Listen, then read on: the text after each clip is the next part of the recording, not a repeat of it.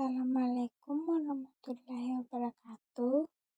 Perkenalkan, saya atas nama Husnul Hatim Asmadi dari Keperawatan kelas A. NIM A1231417. Di sini saya akan membahas tentang konsep keperawatan para ahli, dan saya ambil yaitu konsep dari Virginia Henderson. Virginia Henderson adalah ahli teori keperawatan yang penting yang telah memberi pengaruh besar pada keperawatan sebagai teori yang mendunia. Ia lahir pada tahun 1897 di kota Kansas, Missouri, Amerika Serikat. Ia mulai karir keperawatan di Amherst School of Nursing tahun 1918. Pada tahun 1990-an, ia membuat model konseptual ketika profesi keperawatan mencari identitasnya sendiri. Masalah intinya adalah apakah perawat cukup berbeda dengan profesi yang lain dalam melayani kesehatan dalam kinerjanya. Pertanyaan ini merupakan hal penting sampai tahun 1950-an, sebab perawat lebih sering hanya melakukan instruksi dokter. Virginia Henderson merupakan orang pertama yang mencari fungsi unik dari keperawatan. Pada saat menulis pada tahun 1990-an, ia dipengaruhi oleh aspek negatif dan positif dari praktek keperawatan pada masa itu. Apa itu konsep keperawatan menurut Virginia Henderson? Virginia Henderson melihat manusia sebagai individu yang membutuhkan bantuan untuk meraih kesehatan, kebebasan atas kematian yang damai, serta membantu untuk meraih kemandirian. Jadi, Virginia Henderson ini merumuskan beberapa konsep dasar manusia, yaitu yang pertama, bernafas secara normal. Kedua, makan dan minum secara cukup. Ketiga, membuang kotoran tubuh atau bisa juga disebut dengan BAB atau disebut juga dengan eliminasi. Keempat, bergerak dan menjaga posisi yang diinginkan. Kelima, tidur dan beristirahat. Keenam, berpakaian sesuai yang diinginkan. Ketujuh, menjaga suhu tubuh tetap dalam batas normal dan mengubah lingkungan. Kedelapan, mandi atau menjaga tubuh agar tetap bersih dan terawat, serta melindungi integumen. Kesembilan, menghindari bahaya di lingkungan yang bisa melukai. Kesepuluh, berkomunikasi dengan orang lain dalam mengungkapkan emosi, kebutuhan, rasa takut, atau pendapat. Kesebelas, beribadah sesuai keyakinan. Ke-12, bekerja. Bekerja dengan tata cara yang mengandung unsur prestasi. Ke-13, bermain. Bermain atau terlibat dalam berbagai kegiatan rekreasi.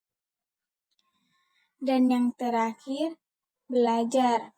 Mengetahui atau memuaskan rasa penasaran yang menuntun pada perkembangan normal dan kesehatan serta fasilitas kesehatan yang tersedia. Selain dari beberapa kebutuhan dasar manusia menurut Henderson, adapun hubungan teori Henderson dengan paradigma. Yang pertama, manusia. Yang kedua, lingkungan. Yang ketiga, keperawatan. Yang keempat, atau yang terakhir, sehat dan sakit. Mari kita jelaskan antara keempat hubungan teori Henderson dengan paradigma keperawatan. Nah, ini dia penjelasannya. Yang pertama, manusia. Manusia individu sebagai kesatuan yang tidak dapat dipisahkan. Jiwa dan raga adalah satu kesatuan. Lebih lanjut lagi, individu dan keluarganya dipandang sebagai unit tunggal. Setiap manusia harus berupaya untuk mempertahankan keseimbangan fisiologis dan emosional. Yang kedua, lingkungan. Henderson mendefinisikan lingkungan sebagai seluruh faktor eksternal dan kondisi yang memengaruhi kehidupan dan perkembangan manusia. 3. Keperawatan. Fungsi unik dari perawat adalah untuk membantu individu, baik apakah ia sakit atau sehat, dalam peran tambahan atau peran pendukung. Tujuannya untuk membantu individu memperoleh kembali kemandiriannya sesegera mungkin. Namun demikian, keputusan Henderson untuk meningkatkan kemandirian dan hanya melakukan sesuatu untuk pasien jika ia tidak dapat melakukannya sendiri, tidak disetujui oleh profesi sebagai prinsip dasar asuhan keperawatan sebelum Henderson menjelaskannya lebih lanjut. Dan yang terakhir, sehat dan sakit. Sehat adalah kualitas hidup tertentu yang oleh Henderson dihubungkan dengan kemandirian. Karakteristik utama dari sakit adalah ketergantungan dan berbagai tingkat inkapasitas individu untuk memuaskan kebutuhan manusianya. Menganggap bahwa sehat adalah kemandirian dan sakit adalah ketergantungan dapat dipandang sebagai simplifikasi, dan juga dikatakan bahwa sakit adalah keterbatasan kemandirian. Oh iya, ada juga proses dalam keperawatan. Pengkajian. Pengkajian merupakan tahap awal proses keperawatan dan merupakan suatu proses yang sistematis dalam pengumpulan data dari berbagai sumber data untuk mengevaluasi dan mengidentifikasi status kesehatan klien. 2. Diagnosa. Diagnosa keperawatan memberikan dasar-dasar pemilihan intervensi untuk mencapai hasil yang menjadi tanggung jawab perawat. Langkah ketiga dari proses keperawatan adalah perencanaan. Perencanaan adalah sesuatu yang telah dipertimbangkan secara mendalam. Tahap yang sistematis dari proses keperawatan meliputi kegiatan pembuatan keputusan dan pemecahan masalah. 4. Implementasi.